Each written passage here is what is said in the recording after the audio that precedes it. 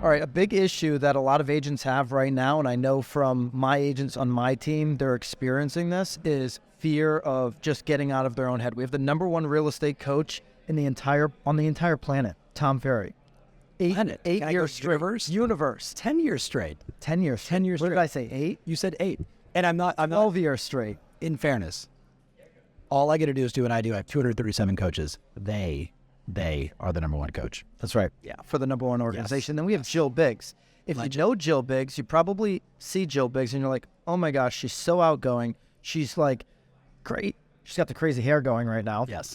Only because of the earphones that we made her wear. And she's so confident, right? When you see Jill, and if you're seeing her for the first time, you're like, whoa, she's got the full package. But you're going to give a talk here tomorrow at Turn On 1,000-watt event.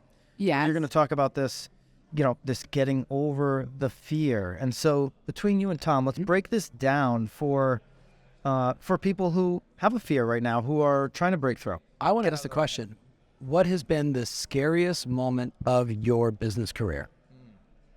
Like the scariest, most frightened, most uncertain, most terrified. Have you had terrifying moments in business? I've had terrifying moments in business. Yeah. I opened up a piece of mail and I owed the IRS $1.2 million. Actually, I called you. It was crippling. Well, I think I might have cried in the corner first for a few minutes. Then I called. Yeah, that was. Knew you owed money before the lesson? So, in 2014, after a lot of coaching and reading, and I think it was actually, I blamed Tom, but it was maybe a book, John Maxwell, right? I was reading it, and I was reading where you figure out whether you're happy or not, and I was like, I'm miserable, right? And I had been working all the time, and I lived with a man that I was with since I was 23 years old, who I took back during COVID, so my story, again, has changed. But I decided that this wasn't going to be my life, and I kicked him out of the house, right, and I was done. And I had really, even though I'd been working so hard, I wasn't a business person, right? It took a long time, a lot of coaching and changing, right, to take responsibility for that part of my life. He managed the money, and I realized that, you can't have two people that are reckless in a relationship and actually function. So I had all his back payroll taxes because I owned his company. And when that went under and then he was gone, I had to own up, and I was like, I had 4 kids. Like, what am I going to do? How am I going to get myself out of this situation, and how am I not going to be crippled?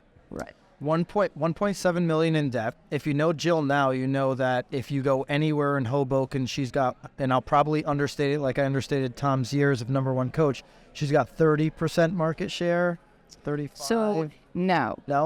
There's 5,000 realtors in a 5-mile radius. I think we have 12%, but which is bonkers which represents 500 transactions plus leases. Yeah. Exactly. It's a terrific business. Yeah. Jill, can we go back to the fear? Yeah. There was such an important pattern that I hope everyone listening got. So I had this moment, I opened this up, and you're petrified. You said, I went into a corner and I cried, and then you called me. That's the pattern. Do you know why I do Q&A on Instagram? Because you're flying? No. I always say I'm flying, Q&A. Okay. I've never said this before in a podcast. That the single reason why I started doing Q&A, first it was on Facebook, then it was on Instagram, was I was in a vulnerable place in my life. Something wasn't going right. And I knew in that state of mind, if I just shifted my focus to helping someone, to giving back, it got me out of the funk that I was in. No different from you making that phone call. Because I remember in my notes, still inside a loan, I won't say the net worth goals, remember that we established that you've blown way past, and the debt is gone. Like, she did all the right things. Yeah. But my whole thing was help. right? Help somebody else. Get out of my pity pot party. Your whole thing was reaching out a lifeline, calling a friend and saying, okay, it is what it is. Now, what am I going to do? Yeah. That's the pattern. What most people do is they put their head in sand. Most people, like, they sit on an airplane like me, and I have sat on airplanes and cried before. Just, what am I, like, you get over your skis, you've done too much, you're on the road too much, I'm missing my kids, I'm missing my wife, why am I doing this? You know what I mean? Like, why did I just talk to 11 people in Secaucus? I want to shoot myself. Yeah, no. And helping others, that's my pattern. Asking for help, helping others. Similar to Tom, coming from where I came from, I also am a people, right? I prop up everyone. Jill's an enabler. Everyone. I'm an enabler. I take care of my mother and my brother. In a very caring way, not in a bad way. Whatever. You know what? Not to be You are, let me give you a different word. You are extremely generous. Yes, overly generous. Extremely generous. So I am not. I'm not in it after the money. Like I don't want to be poor, right? Money is nice. Money gives me a feeling of safety. But I just am interested, and I see other people, and I'm like, if they can do that, then I can do it. And because I'm interested and I want to help, and I continue to ask questions coming from a place of help, people tell me, right? Which is how I've developed my confidence, because I'm coming from a good place. And I think people, when they feel you're coming from a good place, they come from a good place.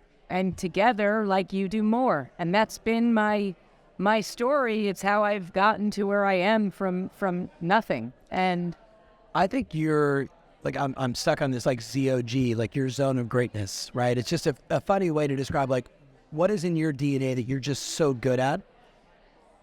You are one of the single best deal doctors I have ever met in my life. And I have met a ton of great negotiators.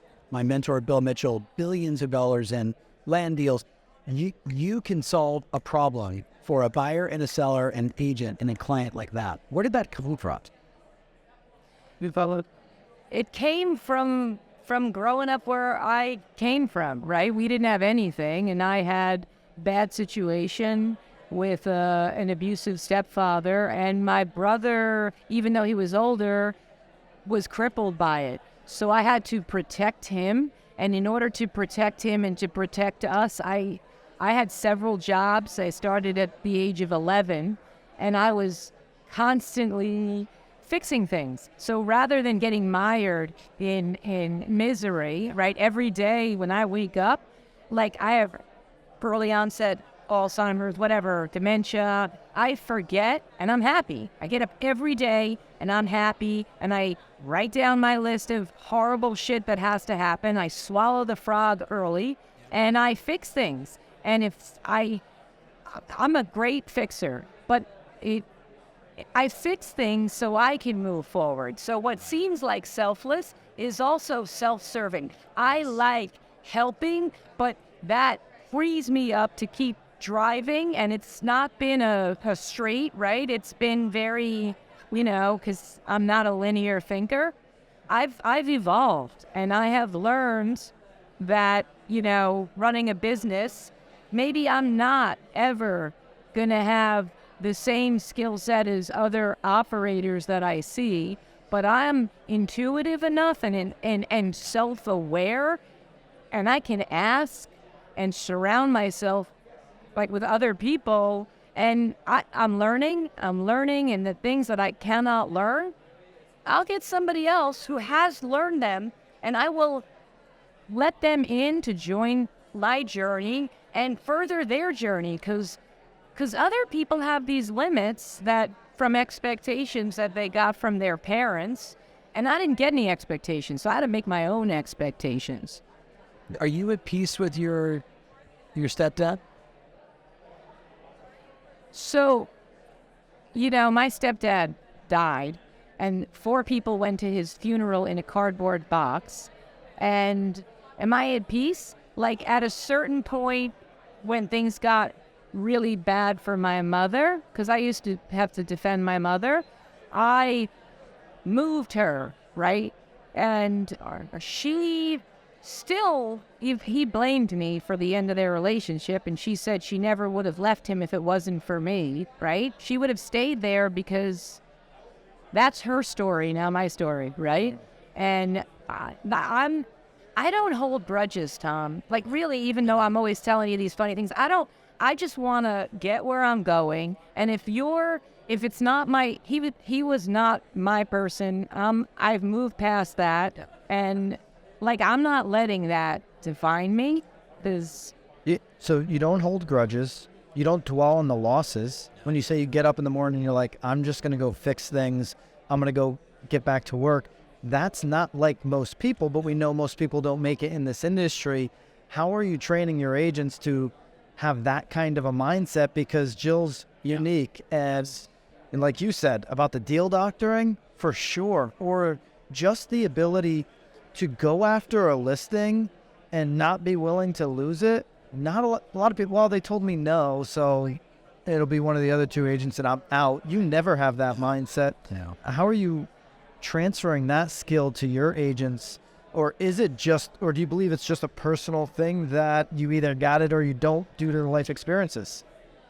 You know, it's a funny time to be asking me this, because I think last week I have trouble transferring skills. I'm working on it, right? I know that I have a listing team, and to give them the same skill set as me is like, I don't know how to do it, right? I've tried a whole bunch of different ways. Same thing, hitting the ceiling. I went in to see Phil Jones, who, of course, told me that I was unconsciously competent. And I had to go back and be like, that doesn't sound good. I don't want to be unconsciously anything. But, Just for the record, you said unconsciously competent. Unconsciously competent. That is the highest level. Like, Yeah. Jill doesn't have to think. She natural. walks in, she knows exactly what she has to do. She wins the business.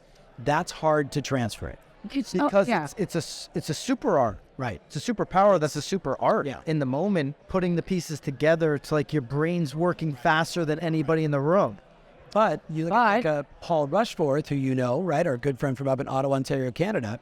He has the Paul Rushforth method for listing a house, whether it's on the guaranteed sale or non-guaranteed sale. And what he has done is he's simply just taken his team and said, we're just going to drill. It's yoga. We're going to practice. Yeah. And we're going to practice for the rest of our life. We're not going to not practice. If you do yoga, you do it forever. And eventually you might say, gosh, my downward dog or my, warrior one's looking pretty good. Every single person, Kevin on the scene lists like 100 homes a year. Yeah. And, right? Same exact method, like every single time. A little bit of his personality, obviously, though, Kevin, if you're listening, you know you don't have much of a personality. But I think that's the art. Yeah, no. I mean, I have my listing team, and we're question treeing out every single objection, right? So that each one of them is working on a different objection, and then we're collaborating, coming together, figuring out what are the best things to say. However, everybody has to do it in their own voice. Like, I can't give you my voice, but I can certainly make sure that you have, like, the skills. And then there's letting go, and at a certain point, I kind of have to let them fly. I cannot control everything, and you taught me this. 75% of the people love us, and we're trying to fix the 25%, right, that are over here and narrow the margins. But next, like, otherwise you can't scale. And you're just not willing. You're not going to dwell on it. And I think something that so many can take away, Jill, from what you do is, like, we have our mastermind. It's like somebody says something like, wait a minute, what did you say? Repeat that. And you're overly curious, even though your business might be 5x, Yes. that of the other person, or wherever you're at, you're willing to jump in and learn. But that wasn't, right? That wasn't always the case. I used to go, because I've been with Tom for a long time, from when he wasn't the superstar. He was still a superstar, okay? But he wasn't as much as the superstar as he is now. But I used to go back from his conferences, and my team would, they hated me. I was like, these are the 85 things that we have to do over. We're starting from scratch, right? And Tom's like, wait, I only had 60 at the conference. Where'd you get the other 25? Like, time I from say, everyone else I talked to. Only going to do 2 things. Right. So that really shifted. And now when I go, like, we have those mastermind calls, and I'm taking notes and I'm sending them out, and we're orchestrating, right? From a conference, I get 2 things I implement. And if I don't have the skill set to implement, somebody else is going to implement it. I'm going to hire the person that has to do that, and we're going to keep moving forward. Yeah, it's. I got to bounce. Tom's got a hard stop, so we're going to wrap this up. This is we went somewhere where you pushed the conversation, then I'm like, man, I wish we were. I almost wish. Sorry, Mark. I almost wish we were in a quiet room and had an hour, because we could have gone so many different ways. So let us know in the comments if you want to. It's the psychology of why we do what we do. That's what's so fascinating. That's why this one, so many of the people we're blessed to spend time with, each of us have sort of harnessed our reason why, our core beliefs about what enables us to go do what we do. That's the thing we should be unpacking all the time. Tom's getting on stage. Let us know in the comments if you'd like to see the 3 of us do this again, because I thought this was a unique little mix here. Yes. I'd love to do it again. Thank you, guys. Thank you, JB.